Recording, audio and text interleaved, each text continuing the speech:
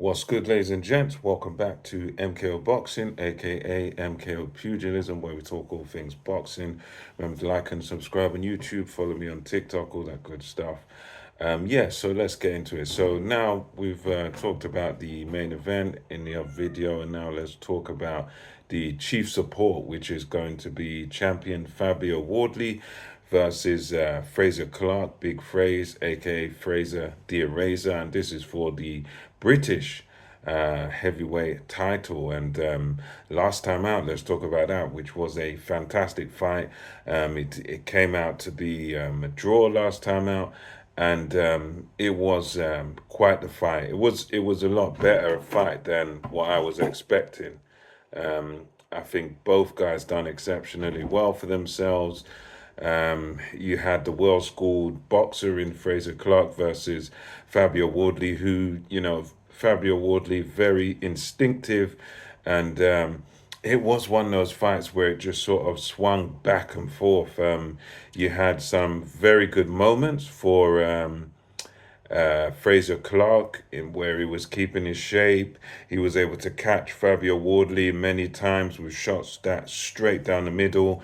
The right uppercut was a brilliant shot for Frazer Clarke. He was managing to frequently catch Wardley with that.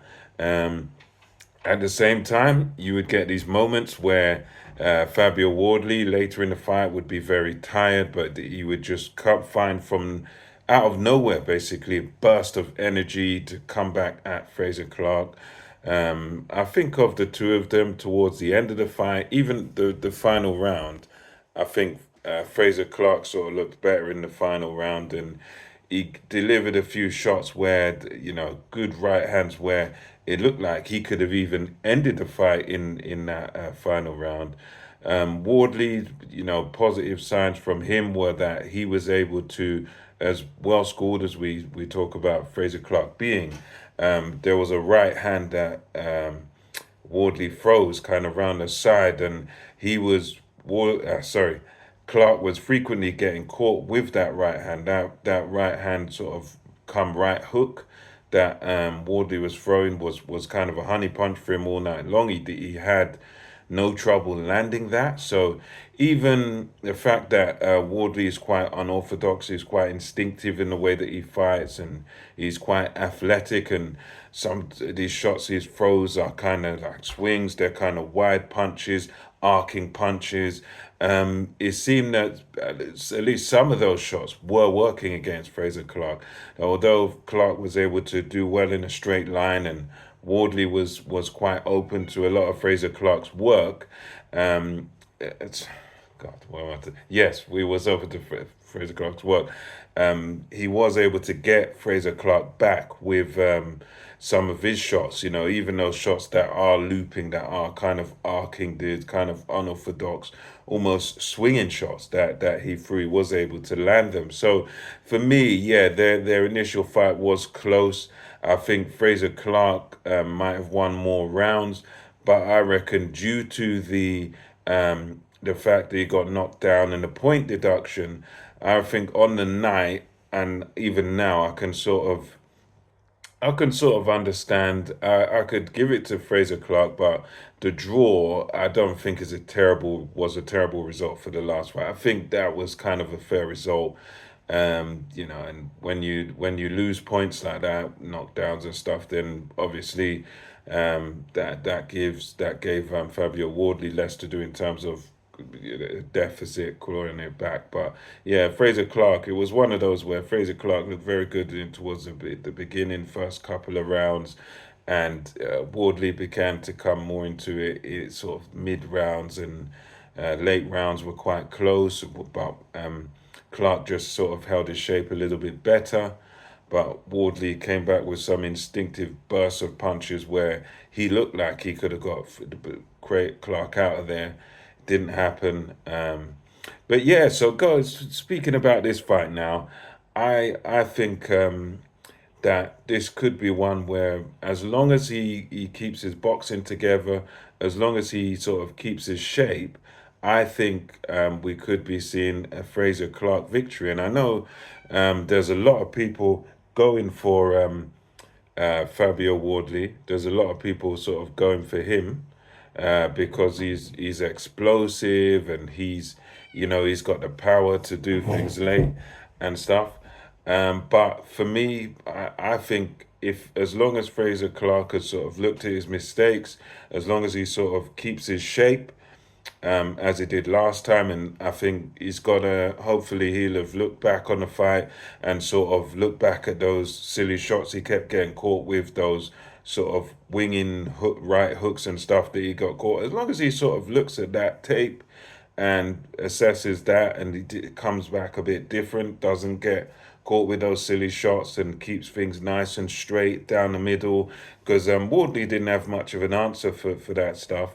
I think we could see a Frazer Clarke victory. I mean, don't get me wrong, much like the main event, this is very hard to pick a winner. And when I say Frazer Clarke, I'm thinking by sort of a narrow, very, very narrow margin, like a 60-40 or 55-45, very, very small margins I'm dealing with here. Because I think if, Frazer, what he would need to do, he'd need to, similar things to what he done last time. But apart from, tighten that defense up a little bit, make sure you're not, maybe take a step back from Fabio Wardley sometimes. Don't allow him to land that looping right hook. But I think if Frazer Clarke, for me, I think if he does one basic thing, which is invest in the body early. So do what you similar to what you done last time, but invest more in the body. Take it to Wardley's body, take it downstairs from early in the fight, and make him feel that, and maybe try and hurt him to the body, as well as what you were doing last time. The good, straight, clean, crisp punching. Use that jab, timing with the jab, and straight right hands, right uppercut. Use those shots, because I think they'll work a treat. And you try and go for that nose early as well, which it might sound brutal or cruel, but that's you go for the man's nose early. His nose is not going to be recovered. You go for the bridge of that nose, and you whack him there from the word go, from the first round. And I think as long as Clarke can sort of keep his shape, don't get caught with anything silly, don't get, sort of tied up into a war, keep the punches straight, but also work the body, give him some hooks to the body as well, and just work his body from early in the fight, and deal with him that way. I think Clarke has got the skill to do this. Don't get me wrong, there's also, you can make a case for Fabio Wardley. If he comes out, and if I'm in his shoes, I would say if you're Wardley, you want to start fast, you want to come out like a bull in a china shop. You got the fitness to do this. Come out, throw caution to the wind, go for Frazer early, stick it on him early. You were able to hurt him last time out, and if Wardley can do that, try and shock Frazer, try and catch Frazer Clarke cold for a shot he might not be prepared for. Use your angles, and you also, I would say, even if you're Wardley as well, you do go to Frazer Clarke's body, because we know Clarke tired also towards the end of the fight. He really felt it, so you go to his body, and you go to work on him, stick it on him early, and use your sort of faster hand speed to try and get to Frazer Clarke, and try and stop him by around the halfway stage. But for me personally, I just think Frazer Clarke I think it will be cagey as the fight opens up, and I just think Frazer Clarke, with his discipline and his superior sort of boxing ability, I think he's definitely, for me, he just edges it. He's just a slight, very, very slight favorite to win this fight. Probably win it on points, or maybe if he really does invest in a body and gets to Fabio Wardley early, I reckon we could see a late stoppage. But for me, I think Frazer Clarke is going to keep his discipline, invest in a body, and sort of outbox Fabio Wardley to a points decision in what will be a difficult fight. But let me know your thoughts in the comment section below. And until next time, it's MKO Pugilism, over and out.